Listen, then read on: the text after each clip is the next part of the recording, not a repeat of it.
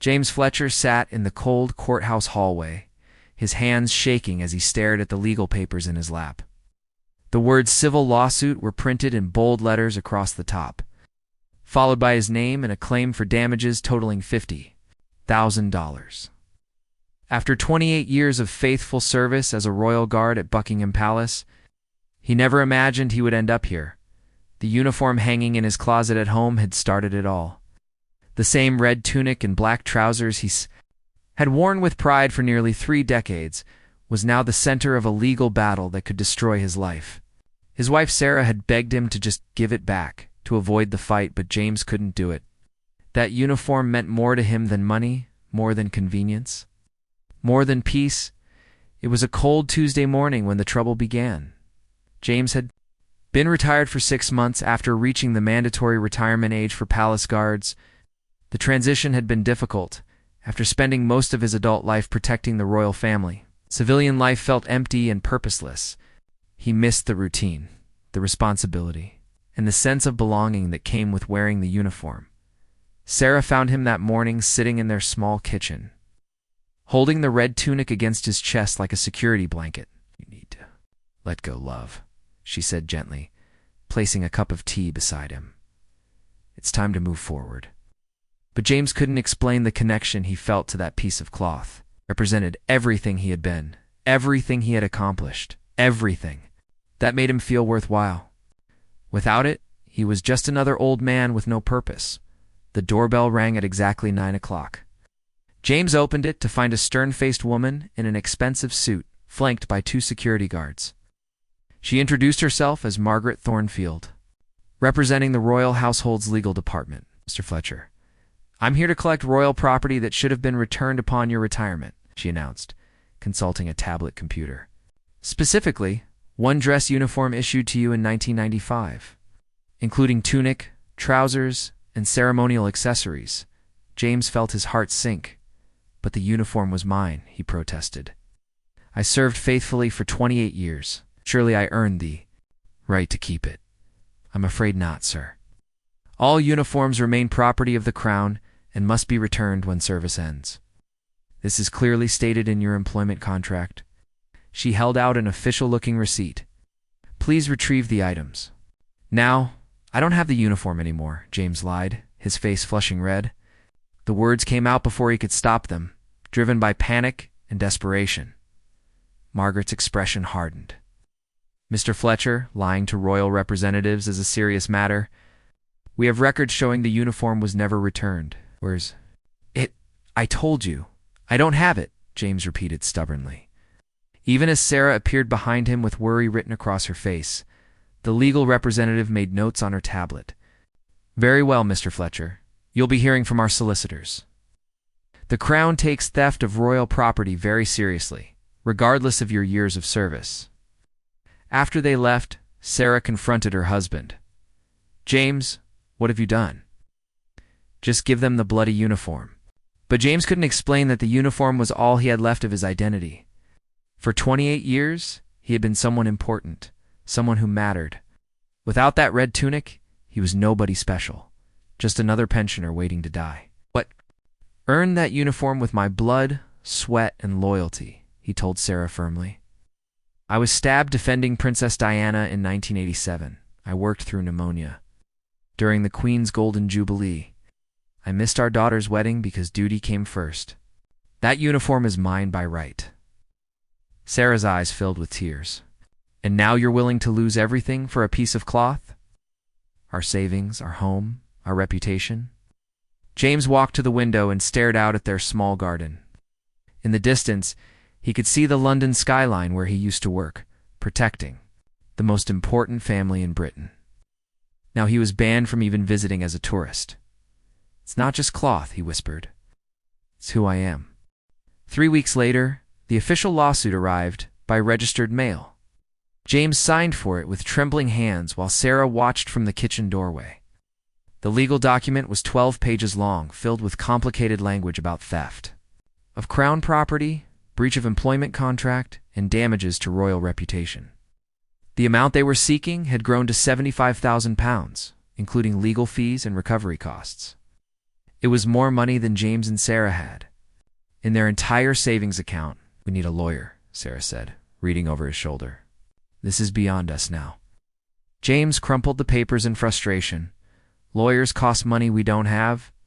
And for what? To tell me I have to give up the one thing that proves my life meant something?"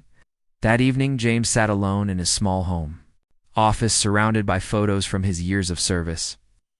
There was the picture of him standing guard during Prince William's christening, another from the Queen Mother's birthday celebration, and dozens more showing him at various royal events.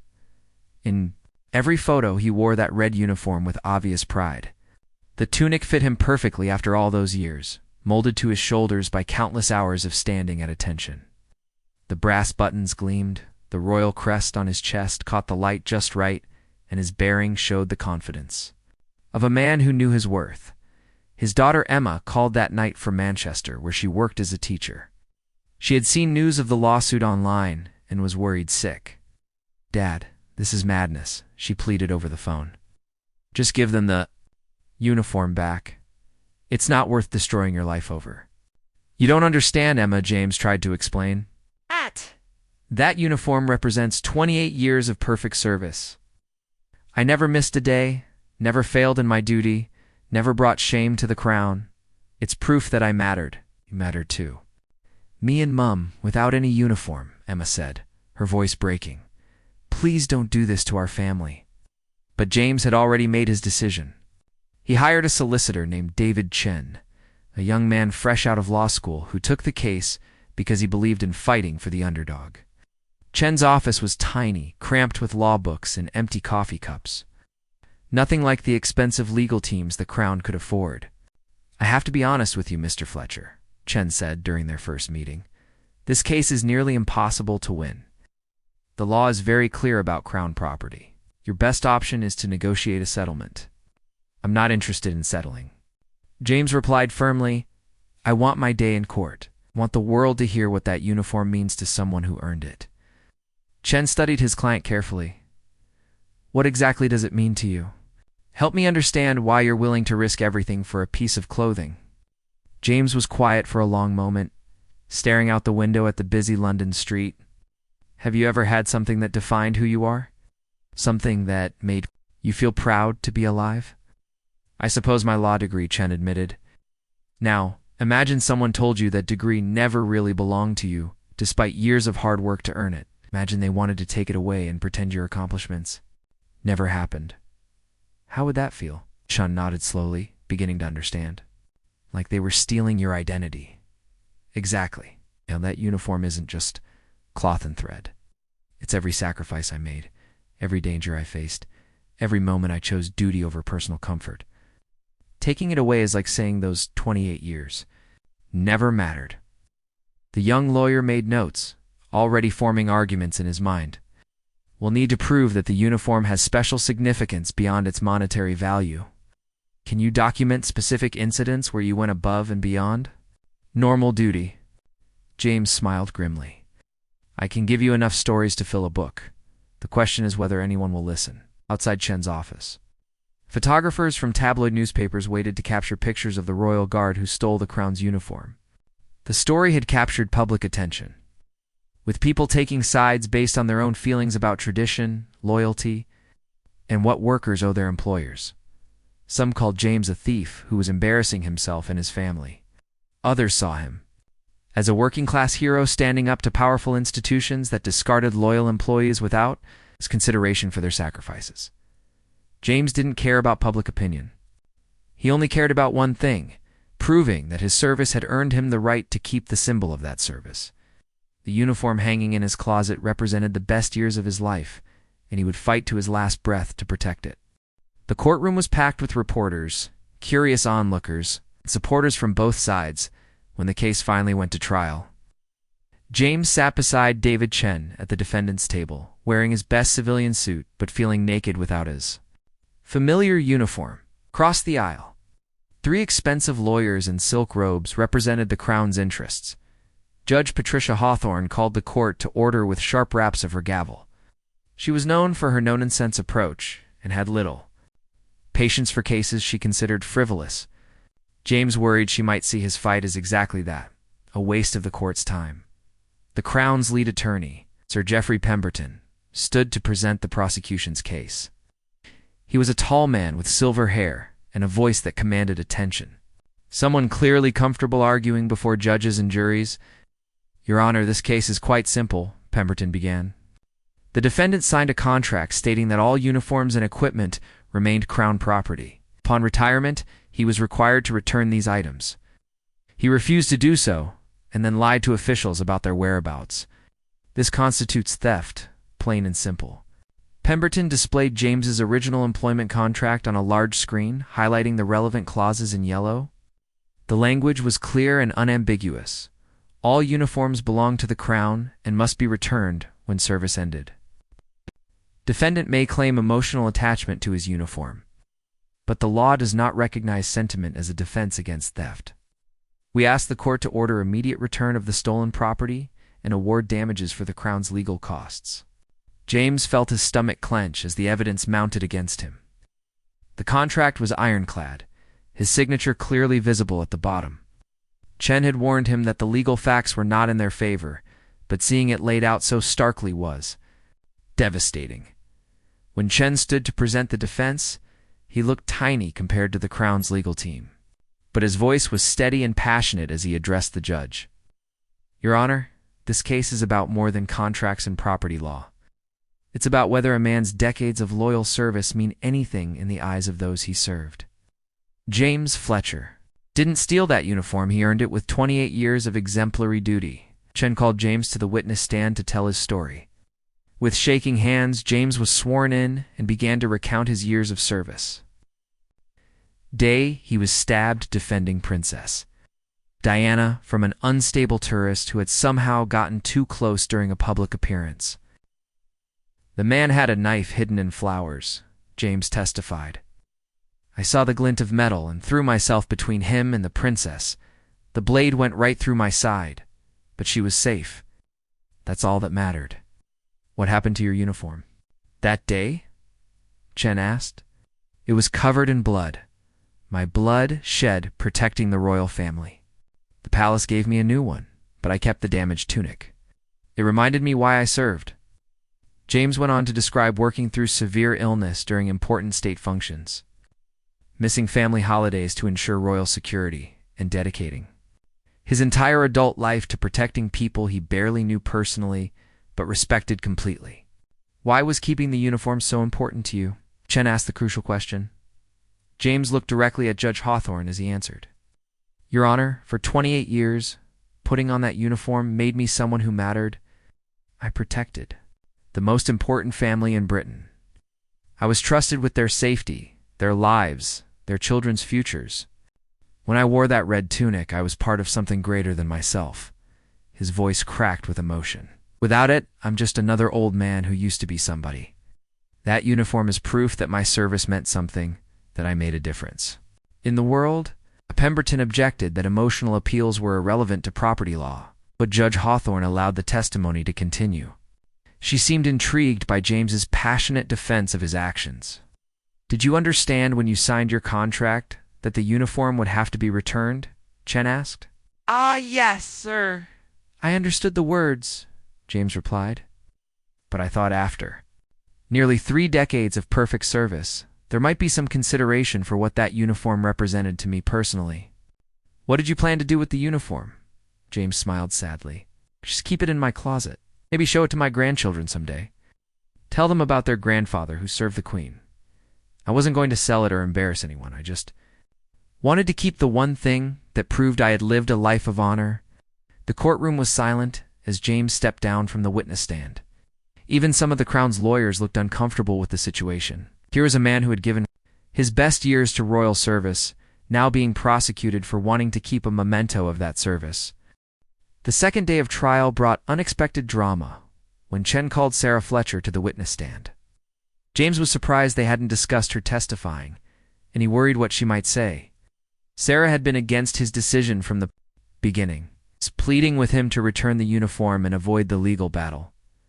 Sarah looked nervous as she was sworn in, her hands trembling slightly as she placed them on the Bible. She wore her best dress, the the same one she had worn to their daughter's graduation, and her gray hair was neatly styled despite the stress of recent months. "Mrs. Fletcher, how has this legal battle affected your family?" Chen asked gently. Sarah glanced at James before answering. "It's been terrible. We've had reporters calling at all hours, photographers camping outside our house. No neighbors. Look at us like we're criminals. My husband can't sleep, can't eat properly. He's lost 15 pounds since this started. Do you think your husband should return the uniform?" The courtroom held its breath as Sarah considered her answer. Felt his heart pounding, afraid she might side against him publicly. "For months I begged him to give it back," Sarah said slowly. "I couldn't understand why he would risk everything for a piece of clothing. We're not wealthy people. This lawsuit could destroy us financially." Pemberton smiled, thinking Sarah's testimony would support the Crown's case. But Sarah continued, her voice growing stronger. "Then last week I found James in our bedroom, holding that uniform and crying, really crying like I hadn't seen since his father died. I realized then that I had been looking at it all wrong." "How so?" Chen prompted. "That uniform isn't just cloth to my husband. It's his identity, his proof that he mattered in this world. For 28 years, he'd put that on every morning and became someone important, someone trusted to protect the royal family. Taking it away is like erasing who he was." Sarah turned to look directly at Judge Hawthorne. "Your Honor, my husband never asked for much. He didn't want fame or fortune or recognition. He just wanted to do his job well and maybe keep one small reminder of the life he lived. Is that really too much to ask?" Pemberton stood to cross-examine, but Sarah wasn't finished. "I've watched my husband for 32 years of marriage. He's the most honest, loyal person I know. He would never steal anything or embarrass the royal family. He loves the Crown more than they could possibly understand." Mrs. Fletcher Pemberton began his cross-examination. "Regardless of your husband's service record, don't you agree that contracts must be honored, that no one is above the law?" "Of course, contracts matter," Sarah replied. "But sometimes the spirit of an agreement is more important than the exact words. My husband gave his life to royal service. Doesn't that loyalty deserve some consideration?" The Crown's attorney pressed harder. "Are you saying your husband should be allowed to break the law because of his emotional attachment to stolen property?" Sarah's eyes flashed with anger. "Stolen? My husband bled for that uniform. He was stabbed defending Princess Diana, worked through illness, missed family events, dedicated his entire adult life to serving people who will never know his name. That's not earning something? I don't. Know what is?" The courtroom erupted in applause from James's supporters until Judge Hawthorne called for order. Even some reporters seemed moved by Sarah's passionate defense of her husband. After Sarah stepped down, Chen called character witnesses, fellow guards who had served with James, supervisors who had rated his performance, and even some royal staff members who remembered his dedication. Robert Manning, who had worked alongside James for 15 years, testified about the day James saved a royal corgi from being hit by a delivery truck, breaking his wrist in the process but protecting the Queen's beloved pet. James never sought recognition for incidents like that, Manning said. He just did his job with complete dedication. If anyone deserves to keep their uniform as a memento, it's him. Margaret Whitman, a former palace housekeeper, testified about James working double shifts when other guards called in sick, never complaining or asking for extra pay. "He was the most reliable guard I ever knew," she said. Rain or shine, sick or healthy, James Fletcher was always at his post. The royal family was safer because of men like him. But the most powerful testimony came from an unexpected source. Princess Diana's former private secretary, Patrick Jennings, had heard about the case and volunteered to testify. His appearance caused a stir in the courtroom. This was someone who had worked directly with the royal family. "I remember the day James Fletcher was stabbed, protecting the princess," Jennings testified. She visited him in the hospital afterward and personally thanked him for his courage. She said she would never forget his sacrifice. Judge Hawthorne leaned forward with interest. What was Princess Diana's opinion of guards like Mr. Fletcher? "She believed they were family, not just employees," Jennings replied. She often said that the guards who protected her children deserved more recognition for their dedication. I believe she would be horrified to see Mr. Fletcher prosecuted for wanting to keep a memento of his service. The courtroom was completely silent as Jennings finished his testimony. Even Pemberton seemed reluctant to cross-examine someone who had worked so closely with the beloved princess. The trial's final day arrived with unprecedented public attention. News crews from around the world had gathered outside the courthouse, and social media was buzzing with support for James using hashtags like #JusticeForJames and #EarnedNotStolen. The story had touched a nerve with working people everywhere, who felt discarded by the institutions they had served faithfully. Judge Hawthorne began the session by addressing the packed courtroom. This case has generated significant public interest, but I remind everyone that my decision must be based on law, not popular opinion. The court will hear closing arguments this morning and render a verdict this afternoon. Pemberton stood first to deliver the Crown's closing statement. Despite the emotional testimony of recent days, he stuck firmly to legal precedent and contract law. Your Honor, sentiment cannot override the law, he argued. Mr. Fletcher signed a contract clearly, stating that uniforms remain Crown property. He understood this obligation, but chose to ignore it when retirement came. The law applies equally to all citizens, regardless of their service record or personal feelings. He gestured toward the evidence table where James's original contract was displayed.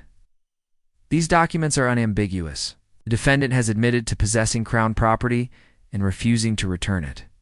We ask the court to enforce the law as written and order return of the stolen uniform plus damages. But Chin's closing argument focused on the human element that legal contracts often ignore. Your Honor, this case asks a fundamental question. What do we owe someone who dedicates their life to serving others? James Fletcher gave 28 years of perfect service to the Crown. He was stabbed protecting Princess Diana, worked through illness to ensure royal security, and never failed in his duty. Chen walked toward the jury box, making eye contact with Judge Hawthorne. The Crown's lawyers say this is about property law, but it's really about human dignity. After nearly 3 decades of faithful service, doesn't Mr. Fletcher deserve some consideration for his sacrifice? The uniform he wants to keep isn't worth thousands of pounds on any market. It's a worn piece of fabric with sentimental value, only to the man who earned it through blood, sweat, and unwavering loyalty. Taking it away sends a message to every public servant. Your sacrifice means nothing once you're no longer useful. Chen paused to let his words sink in. Your Honor, Princess Diana's own secretary testified that she considered her guards family, not just employees. Would a loving family prosecute a faithful member for keeping a memento of their shared history? The young lawyer's voice grew passionate as he concluded. James Fletcher isn't a thief. He's a man who gave his best years to protecting something precious and wanted to keep one small reminder of that service. The Crown has lost nothing of real value, but Mr. Fletcher stands to lose everything that gives his retirement meaning. We ask the court to dismiss these charges and recognize that some things in life cannot be reduced to contract clauses and property law. Justice means considering not just what the law allows, but what basic human decency demands. Judge Hawthorne called a recess to consider her verdict. James sat in the hallway with Sarah and Emma, who had traveled down from Manchester to support her father. The family was quiet, emotionally drained from months of legal battles and public scrutiny. Whatever happens, I'm proud of you, Emma told her father. You stood up for what you believed in. Sarah squeezed James's hand. No matter what that judge decides, you're still the most honorable man I know.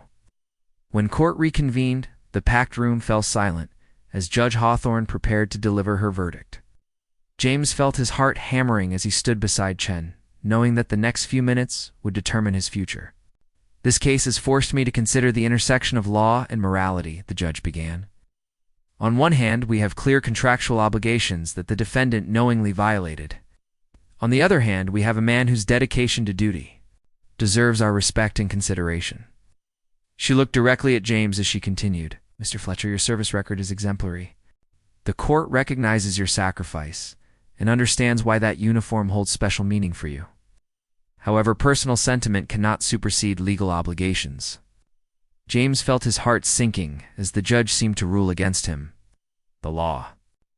It is clear that you violated your contractual obligation to return Crown property. However, the court also finds that the Crown's response has been disproportionate to the actual harm caused. Judge Hawthorne paused, her expression thoughtful. Therefore, I am ordering Mr. Fletcher to return the uniform within 30 days. However, I am dismissing all damage claims against him and ordering the Crown to pay his legal costs. The courtroom erupted in mixed reactions. Some cheered the partial victory, while others booed the order to return the uniform. James felt confused, unsure whether he had won or lost. But Judge Hawthorne wasn't finished. She raised her hand for silence and continued with something unexpected in her voice: warmth. However, the court also makes this recommendation to the Crown. Mr. Fletcher's case has highlighted a gap in how we treat long-serving public servants. 28 years of exemplary service deserves better recognition than a legal threat over a worn uniform. She looked toward the Crown's legal team. I encourage the royal household to review their policies regarding retirement mementos for guards who serve with distinction. Perhaps some accommodation can be made for those who have given their careers to royal service. As the judge prepared to leave, something remarkable happened. From the back of the courtroom, a commotion arose as someone pushed through the crowd. James turned to see a familiar face: Sir Michael Stevens, the Queen's private secretary. Flanked by royal security, the entire courtroom fell silent as Sir Michael approached the bench and whispered something to Judge Hawthorne. She looked surprised, but nodded and called for order. It appears we have an unexpected development, the judge announced. Sir Michael Stevens represents Her Majesty and wishes to address the court. Sir Michael stepped forward with the bearing of someone accustomed to speaking for the Crown. Your Honor, Her Majesty has been following this case with interest. She has asked me to convey her personal appreciation for Mr. Fletcher's long and faithful service. James felt tears welling in his eyes as the Queen's representative continued. Furthermore, Her Majesty wishes to make an exception in Mr. Fletcher's case. In recognition of his exemplary service, including his heroic actions in protecting Princess Diana, the Queen hereby grants Mr. Fletcher permission to retain his uniform as a personal memento of his years of loyal service. The courtroom exploded. In cheers and applause, James collapsed into his chair, overwhelmed by the unexpected turn of events. Sarah hugged him tightly while Emma wiped tears from her eyes. But Sir Michael wasn't finished. Additionally, Her Majesty wishes to establish the Fletcher Protocol, a new policy allowing guards who serve 25 years or more with exemplary records to keep their uniforms upon retirement, along with a certificate of royal appreciation. Judge Hawthorne smiled broadly as she banged her gavel for order.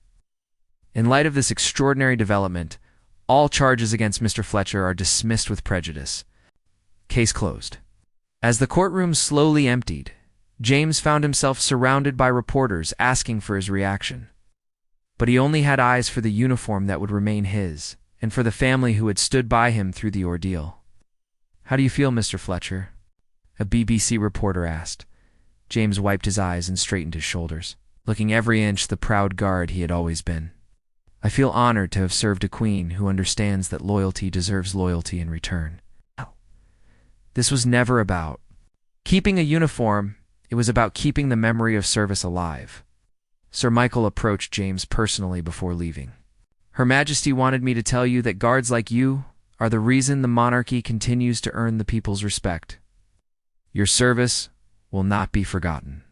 3 months later, James stood in his garden, wearing the red tunic for the first time since retirement. His granddaughter Lucy, age 7, looked up at him with wide eyes full of wonder. "Tell me again about the time you saved the princess, Grandpa," she requested. James smiled and began the story she loved hearing about the day he put duty before personal safety and earned the respect of the royal family. The uniform felt perfect on his shoulders, just as it always had. The Fletcher Protocol had already allowed dozens of retired guards to keep their uniforms, creating a new tradition of honoring long service. James received letters from guards around the world, thanking him for fighting a battle that benefited them all. Sarah watched from the kitchen window as her husband shared stories with their granddaughter. both of them fascinated by the tales of palace life and royal protection. The legal battle had been exhausting and frightening, but it had also proven something important, that standing up for principles sometimes leads to victories no one could have imagined. The red tunic hung proudly in their closet next to Sarah's. Best dresses, no longer a source of conflict, but a symbol of honor, earned and recognized. James Fletcher had fought for more than just a uniform. He had fought for the dignity of service itself, and won a victory that would benefit loyal guards for generations to come. In the end, the case that started as a simple property dispute had become something much larger, a reminder that human dignity and loyal service deserve recognition even in an age of contracts and legal technicalities. The last watch had found its happy ending after all.